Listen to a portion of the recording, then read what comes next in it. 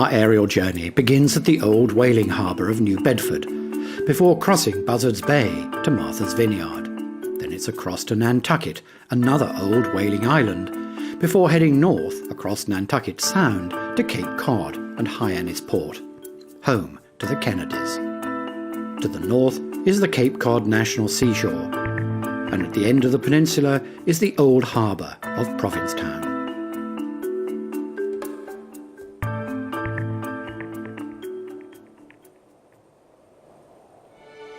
New Bedford, on Massachusetts' south coast, is nicknamed Whaling City, because in the 19th century this was one of the largest whaling centres in the world, and the whale oil brought great wealth to the town. But by the mid-19th century, the oil was replaced with another type of fuel, petroleum, and the whaling industry declined. It was replaced by the cotton industry, and the old mills, which once employed over 30,000 people, still stand, though today they have found other uses. In the 1840s, there would have been around 700 whaling ships on the world's oceans, and 400 of them were in New Bedford Harbour. Voyages could sometimes last for years, as captains sailed the seas in search of whales. A good catch often meant great riches, and the crew would get a share. As a result, whaling drew thousands of men to sign up and risk their lives. One feature of the whaling industry was that captains would welcome men of different races, and on equal footing. In fact, in the 1840s, there was a black captain, Absalom Boston. The resulting whale oil gave rise to New Bedford being known as the city that lit the world. In the middle of the town is the Roch Jones Duff House. The Roches were a successful whaling family, and they built this Greek revival house in the 1830s. It was bought in 1851 by another whaler, Edward Coffin Jones. In 1935, it was sold to Mark Duff, a descendant of a New Bedford whaling family, who restored the house and garden. Today, it belongs to a local historic preservation group. Whaling was a tough and dangerous business, and whalers would visit the Seaman's Bethel before going to sea. The chapel was immortalised as the Whaleman's Chapel in Herman Melville's classic book of 1851, Moby Dick. If the 19th century was the great age of sail, then perhaps the 20th century was the great age of flying, from early biplanes to modern jets. And at New Bedford Municipal Airport, the Wings of Freedom tour had arrived for an air show. 3 World War II aircraft are owned and run by the Collins Foundation, which was established in 1979, dedicated to preserve the aircraft and keep them flying as part of living history. The Wings of Freedom tour is designed to honour those who flew in the war and educate a younger generation as well.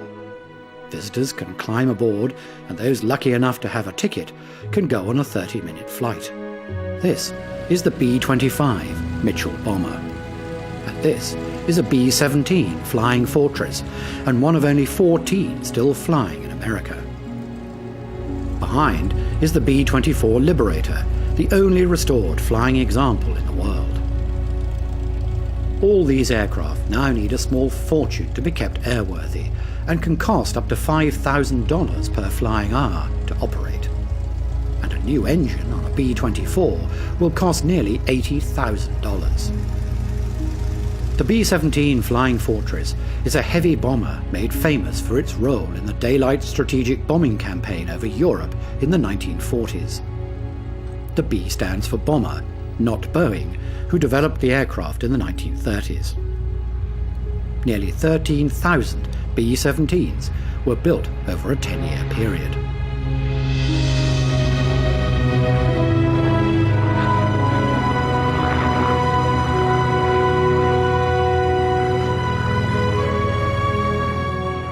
The B-25 Mitchell is a medium bomber and perhaps most famous for the Doolittle raid on Japan after Pearl Harbor in 1942.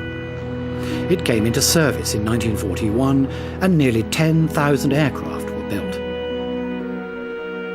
The B-24 Liberator is a heavy bomber, which saw service in Europe and the Far East.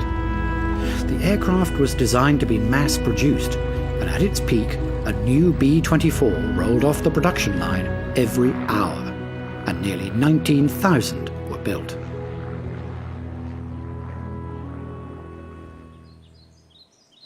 Close to the airfield and across parts of the state are cranberry fields.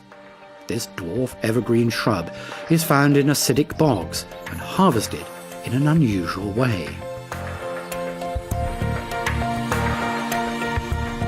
Before harvesting, the cranberry fields are flooded so that the water covers the plants by about 6 inches. The water reel harvester, which has been used for over 50 years, then removes the fruit from the vines, allowing the berries to float to the surface. It is then easy to corral the cranberries into a corner of the field and pump them into containers. Cranberries now have the commercial status of a superfruit due to their nutritional and antioxidant qualities. And about 95% of the crop goes into juice, packaged as dried fruit or, of course, cranberry sauce, such an essential part of the American Thanksgiving meal.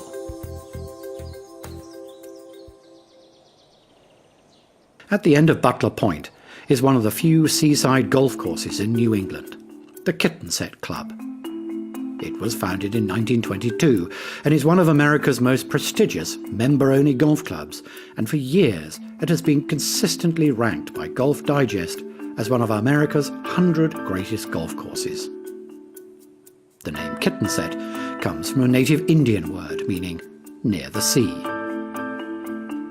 The best-known hole is the third, which is on an island. It's a 165-yard par 3, and a tee shot has to cross sand and water to reach the green. And if a player misses the island, they will land up taking a shot from the beach, but only if the tide is out. Just off the point is Bird Island Lighthouse, which has a history stretching back to 1819, making it one of the oldest in the country. The original lantern would have been lit with whale oil.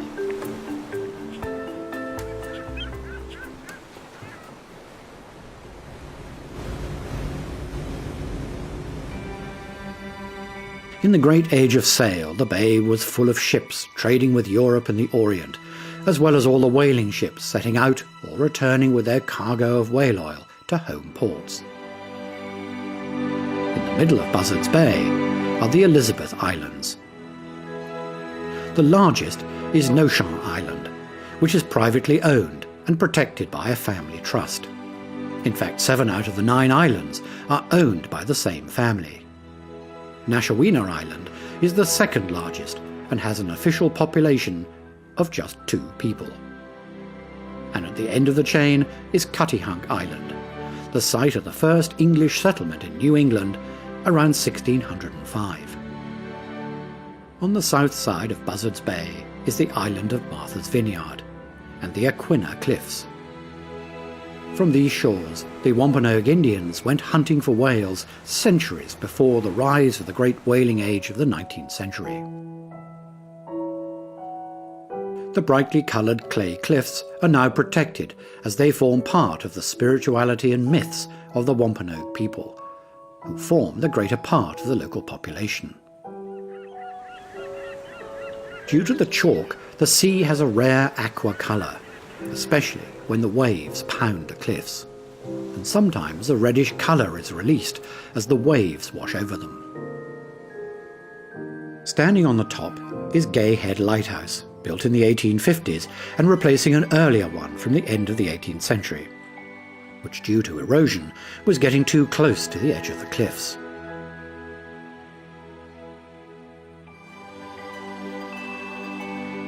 The lighthouse was also lowered in height so that the light, which can be seen from over 20 miles away, could get under the dangerous fog that often rolls into the bay. The main port of entry to Martha's Vineyard is Vineyard Haven, and known as Knob Nocket by the Wampanoag Native Americans. Most of the town was built just over 100 years ago, because in 1883 a terrible fire swept through the old town and destroyed an area of around 50 acres. Thankfully, a few of the old houses survived. Today, it is summer tourism which swells the year-round population of nearly 3,000 people, and most of the houses are summer residences, where beachside houses for rent can cost well over $1,500 a week. During the Great Age of Sail in the 19th century, the harbour was one of New England's busiest, as it was in a strategic position for coastal shipping. And in 1845, nearly 14,000 ships passed through the harbour. On the east coast of Martha's Vineyard is Oak Bluffs, which was the first centre for tourism back in the early 19th century, when it was known as Tent City. This was because the Methodist church members would come each summer, pitch their tents and hold open-air meetings. And after a while, cottages replaced tents and Oak Bluffs became a town. During the summer months, a ferry service runs from the mainland at Cape Cod, bringing in holiday visitors, which swell the local population from 15,000 to 150,000 people. Over the years, Martha's Vineyard has been a favourite haunt of the rich and famous, who can afford the millions of dollars needed to buy a beachside house. Edgartown is the largest town on Martha's Vineyard and stands opposite Chappaquiddick Island, which suddenly became internationally known in 1969 when Senator Edward Kennedy was prosecuted for failing to report an accident when he drove off Dyke Bridge, and his passenger, Mary Jo Kopechne, was drowned. The incident caused a national scandal. Alongside Martha's Vineyard is Nantucket, and on the west side are a series of low-lying islands. The first is Muscoget, which is now deserted and very difficult to get to except in special boats, due to shifting sandbars and riptides. The island was designated as a National Natural Landmark by the Park Service in 1980. Muscoget is perhaps most famous at the southernmost breeding place of grey seals, which are also known as the Atlantic grey seal and the horsehead seal.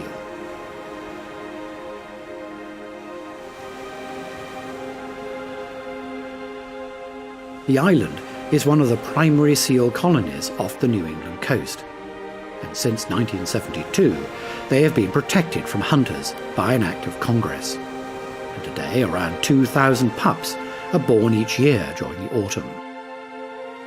However, this increase in population has made it a feeding ground for great white sharks who feast on their vulnerable pups.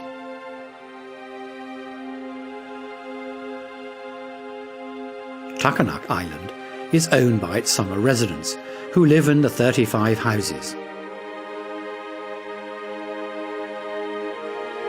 The island has no paved roads or public utilities. Water comes from wells, and electricity is run from gas-powered generators, along with solar panels. And most of the transport is provided by golf carts.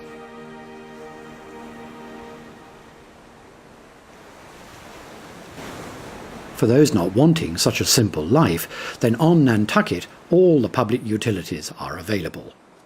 The whole island was made an historic district in 1966 to protect the landscape and buildings. The village of Madaket is on the western end of the island, where a large number of summer residences have been built in all shapes and sizes. In the summer, the population of Nantucket swells from 10,000 to over 50,000 people, who come to the island for the good weather, wonderful beaches, glorious sunsets, and peace and quiet. Nantucket is also the name of the main town on the north side of the island. This was once the world's leading whaling port, and in Herman Melville's Moby Dick he refers to the Nantucketers who searched the ocean for whales. For the sea is his. He owns it as emperors own empires. A great fire, fueled by the stocks of whale oil, destroyed much of the town in 1846. the same fate that awaited Vineyard Haven nearly 40 years later. This, together with the decline of whaling and the silting up of the harbour, devastated the town, and it was not until the start of tourism in the mid-20th century that Nantucket's fortunes looked up.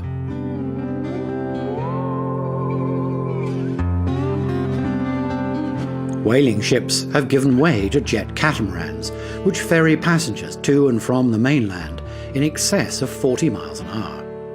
The jet motors ensures that no animals are struck under the shallow water, as there are no propellers below the surface.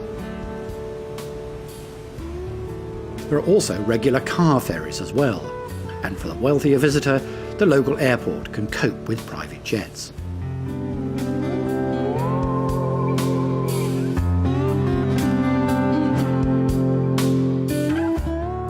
Needless to say, property on Nantucket, both to buy as well as rent, is very expensive.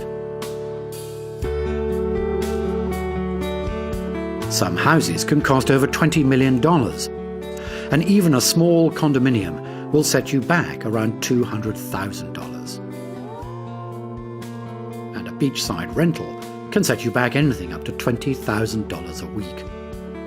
Nantucket is an expensive playground.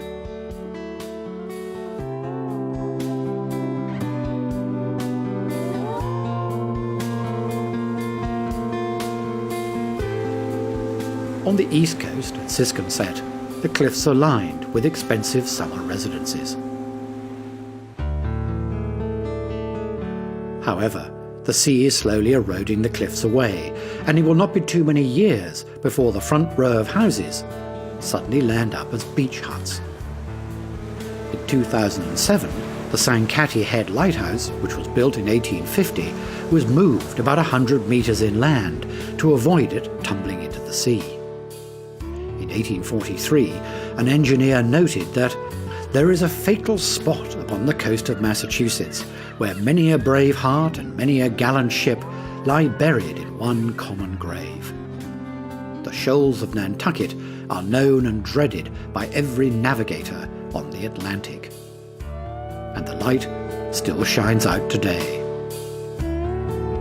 On the northern tip of Nantucket are two finger-like peninsulas which form the Cosquete-Coteau Wildlife Refuge.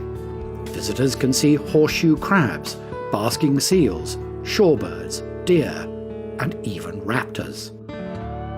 And right on the end is Greenpoint Lighthouse, which has been aiding ships for over 3 centuries. On the mainland across Nantucket Sound is Cape Cod and Hyannis. The town is much like others in the area, and in the summer becomes a major holiday centre. But it's also a town which holds a unique place in the hearts of many people around the world, as the home of one of the most popular post-war presidents in America, John F. Kennedy. Along the coast is Hyannis Port, and home to the Kennedy family, and in particular John F. Kennedy, the 35th president. The Kennedy compound is a 6-acre site which is now a National Historic Landmark. The original house was owned by the president's father, Joseph Kennedy, and John, along with his brothers and sisters, spent childhood holidays here. The house was later used as the base for his presidential campaign, and later still as a summer White House. Over the years, other members of the family had houses in the compound. The last resident was Senator Edward Kennedy, and after his death in 2009, the compound can become an education centre and museum. On November the 9th, 1960, President-elect John F. Kennedy gave his victory speech here at the Hyannis Armory of the Massachusetts National Guard. It is now on the National Register of Historic Places. Following the president's tragic assassination in Dallas in 1963, a small memorial park was dedicated to his memory. It's a place where people can quietly sit and listen to the sea. And it was at sea that the president spent many happy days, as his family had a lifelong interest in sailing. The memorial overlooks Lewis Bay, where he was seen as a boy learning to sail, and later taking his own children out to sea. Cape Cod is a thin, U-shaped peninsula and protects Cape Cod Bay, where Europeans first started whaling in the 17th century.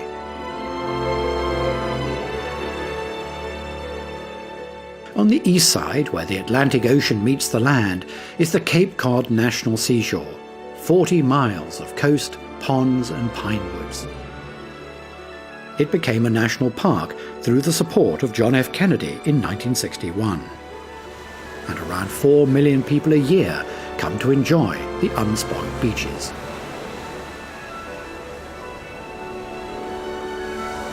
The seashore is one of Massachusetts' true wonders, and the 19th century American poet and naturalist Henry David Thoreau wrote after standing on the beach that a man may stand there and put all America behind him.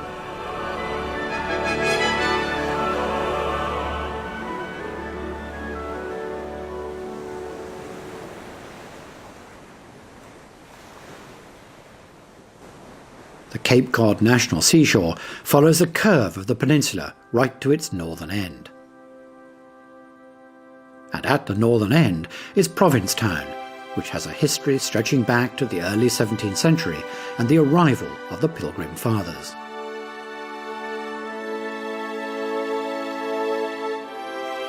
With the abundance of fish as well as whales, it is not surprising that the town flourished as a major fishing centre during the 18th century. Following the American Revolution, it grew rapidly, and the population was bolstered by a number of Portuguese sailors, who, after working on American ships, came to settle here.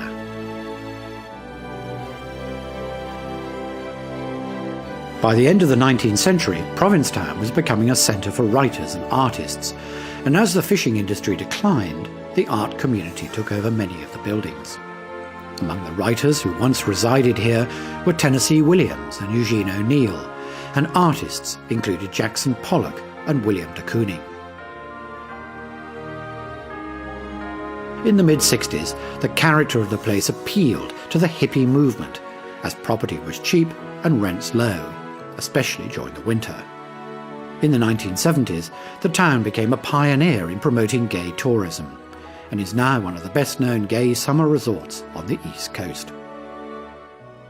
Today, Provincetown attracts around 30,000 visitors a year, who come not only for the various festivals, but also the landscape and coast, now part of the National Seashore. It's interesting to think how the Founding Fathers would have reacted to this forward, artistic and free-thinking town. Perhaps their spirits looked down from the most distinctive monument in the town, and in fact the tallest granite structure in the United States. It commemorates the landing of the Pilgrim Fathers in 1620, who spent 5 weeks here exploring Cape Cod before heading inland. It was while the Pilgrim Fathers were here that they drew up the Mayflower Compact, a forerunner of the American Constitution. The monument was built in 1907 and was based on the Italian Renaissance tower in Siena. But it came in for some harsh criticism because of its lack of relevance. One Boston architect commented that if all they want is an architectural curiosity, then why not select the Leaning Tower of Pisa and be done with it? However, an old Provincetown sea captain said that it resembles lighthouses on the coast of Portugal, and Provincetown, you know, is full of Portuguese. Today, it is climbed by thousands of tourists from around the world who get wonderful views over the whole of Cape Cod. What a perfect place to finish this journey.